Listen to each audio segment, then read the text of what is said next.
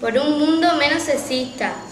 Trata sobre una mujer que le daba miedo llegar a su casa porque el marido le pegaba.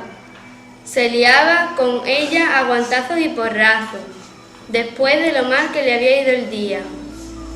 La mujer estaba harta de que la maltrataran y que ella siempre fuera la más débil. Un día su marido se había ido de fiesta y ella estaba de ama de casa. La mujer, con un ojo morado y con mucha valentía, fue a denunciarlo a la policía.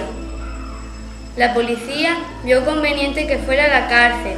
El juez le condenó y pasaron 10 años. Cuando el hombre salió, la mujer no tenía miedo y el hombre perdió la lección. Todos somos iguales. Autora: Laura Medina Díaz.